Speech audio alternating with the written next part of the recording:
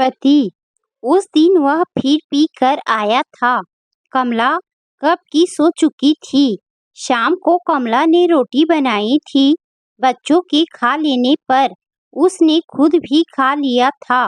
सबने बैठकर TV serial देखा और फिर दूध गरम करके बच्चों को देने के बाद कमला ने रसोई के सारे जूठे बर्तन साफ कर लिए थे।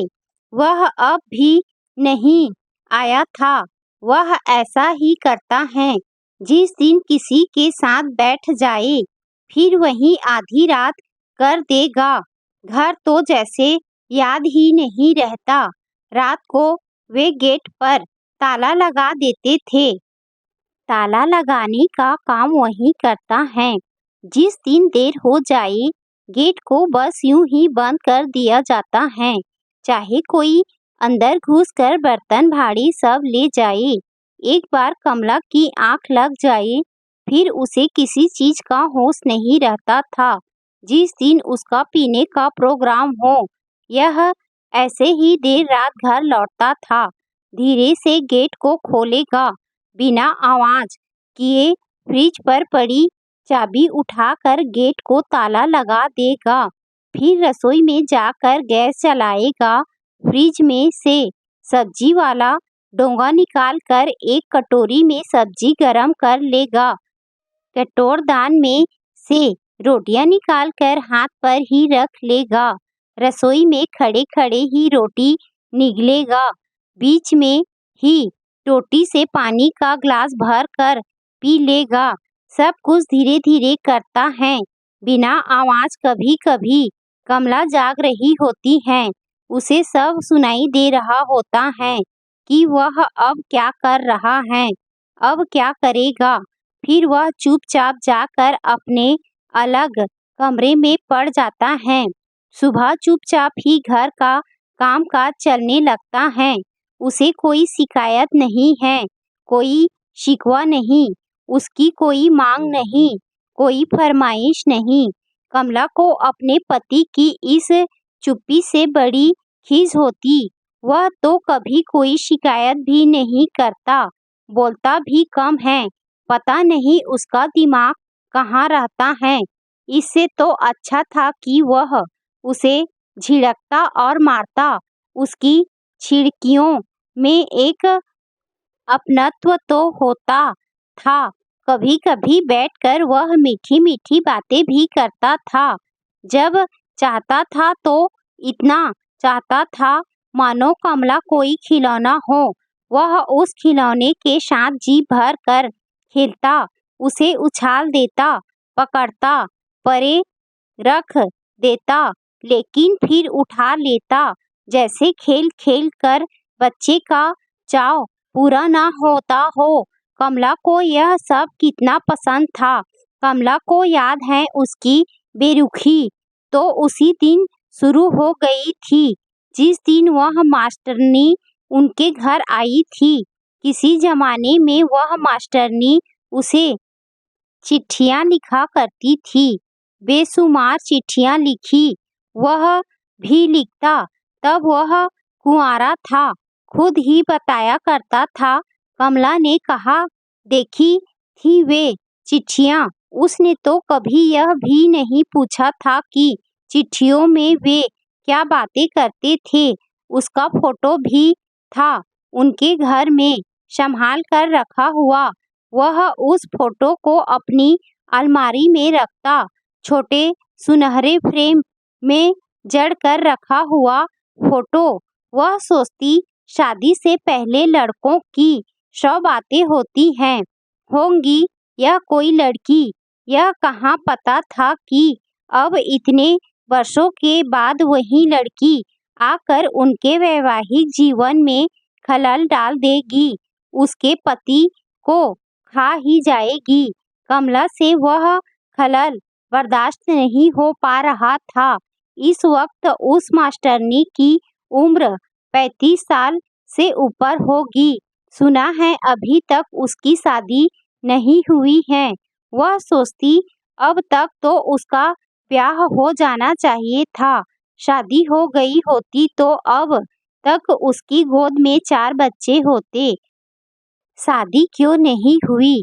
जाहिर है कि किसी लड़के ने उसके साथ शादी की ही नहीं होगी।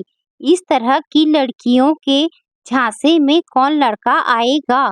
सारी उम्र इश्क ही किए होंगे, ब्याह की जरूरत ही क्या है?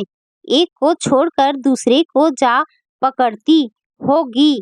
अब और कोई नहीं रह गया तो आ दबोचा 3 बच्चों के बाप को। उसने भी क्या देखा इस अधपकी दाढ़ी वाले में, जिसकी स्त्री के 3 बच्चे हैं। यह भी भला कोई उम्र है इसकी? चल पड़ता है हाथ में बैग पकड़ कर तो 2-2 रातों तक घर में नहीं घुसता। 2 बार तो वह उल्टा भी यहाँ रातें गुजार गई हैं। कमला का सब्र आज टूटा कल टूटा। मर्द नहाया घोड़ा होता है, पर काहे को? इस मूर्ख पर तो कोई असर ही नहीं होता। कमला को पति की नित्य की झिड़क मार बुरी लगती थी। बड़ा गुस्सैल स्वभाव था उसके पति का।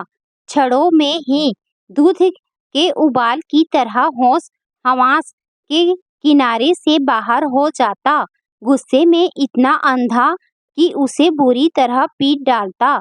यह भी न देखता कि उसके हाथ में क्या है और वह उसे कहाँ लगता है। गुस्से का उबाल ठंडा होने पर नीचे बैठ जाता और फिर पुचकारने लगता जैसे अपनी गलती के लिए माफी मांग रहा हो। वह तो इतना भोला बादशाह था कि कमला का सिर दबाने बैठ जाता। कभी कभी तो टांगे भी दबा देता। कमला को वह बहुत अच्छा लगता, पर कभी बहुत बुरा भी। वह धीरज रखती। जहाँ 2 बर्तन होंगे ठनकेंगे ही। घर घर का यही हाल है। औरत मर्द के घरेलू झगड़े तो धूर दरगाह से बने आए हैं। मगर यह क्या, जिस दिन से वह चुड़ैल इसके पीछे पड़ी है, वह घर में चुप चुप सा क्यों रहता है? न किसी बात पर गुस्सा होता है और न ही मोह प्यार की कोई बात करता है। जैसे इस घर के साथ उसका कोई रिश्ता ही न रह गया हो। रोटी पानी खाने पीने और मेहमानों की तरह रात काटने के सिवा और क्या संबंध रह गया है उसका इस घर के साथ? अब बच्चे उसके चेहरे की तरफ डरे डरे सहमे सहमे झांकते रहते हैं। तनख्वाह मिलती है तो महीने भर का खर्च थमा देगा। पहले की तरह खुद क्यों नहीं लाता चीजें खरीद खरीद कर? धूर बेगानों की तरह खुद ही रोटी उठा कर खा लेना, यह भी कोई बात हुई भला? कभी कोई शिकायत नहीं करता। इसका क्या पता किसी दिन इस घर का रास्ता ही ना भूल जाए। मर्द के मन को कैसे बुझा जाए अब? बदकार औरत के पास 100 चरित्र हैं। कमला सोचती तो सोचती ही रह जाती। चिंता उसके दिमाग को फेल कर देती और फिर वह कुछ भी ना सोच पाती। आखिर क्या करे वह? उसने कितनी ही बार मीठी मीठी शिकायत की है उससे उसकी इस बेरुखी के बारे में, पर वह तो एक शब्द भी मुंह से नहीं निकालता। कमला ने कभी भरी कंठ से मुश्किल से कुछ कहा, तब भी वह चुप रहा। कमला का सिर दुखने लगता, कनपटियां फटने को हो आती, जैसे किसी ने उनमें लोहे की कीलें ठोक दी हो। वह गांव में जन्मी पत्नी है, देसी इलाज करती, जिद्दी पर गीला आटा लगाकर कनपट्टी से चिपका लेती। आटा सूख जाता तो नसों के कसने से कनपट्टी का दर्द फटने लगता, मगर चिंदियाँ उसके मानसिक तनाव का इलाज नहीं थी। चिंदी जैसे उसके माथे का नसीब बन गई हो। एक चिंदी सूख कर उतर जाती तो वह दूसरी लगा लेती। उसके पेट की भूख का आटा चिंदियों की खुराक बनता। रहता। बड़े बेमन से बेला कुबेला एक रोटी वह गले से नीचे उतार लेती थी। उस दिन वह फिर पी कर आया था। उसके पीने या न पीने का कमला की मनः स्थिति से कोई संबंध नहीं था, पर फर्क यह था कि उस रात उसने गेट खोला, फ्रिज से चाबी उठाई और ताला लगा दिया। फिर आंगन में खड़ी होकर आवाज लगाई, कमला। वह बोली नहीं, नींद नहीं खुली होगी। लड़खड़ाते कदमों के साथ वह अंदर कमरे में आया और फिर बोला, कमला। उसने उठकर ट्यूबलाइट जलाई। देखा वह नशे में धुत था, खड़े खड़े हाथी की तरह झूल रहा था। टांगे उसका भार नहीं झेल पा रही थी। उसके हाथ में एक लिफाफा था। लिफाफा उसने कमला की तरफ बढ़ाया। उसने ले लिया। देखा उसमें आम थे। रोटी दे। वह दहाड़ कमला फ्रिज खोलने लगी। वह अपने कमरे में जाकर बैठ गया। बिजली जलाकर पंखा भी खोल लिया था। वह प्लेट में रोटी लेकर आई। उसने देखा वह दांत पीस रहा था। फिर वह गालियां बकने लगा। ओए! एक निवाला मुंह में डाला और भड़क उठा, यह कद्दू हमारे लिए और सब्जियां।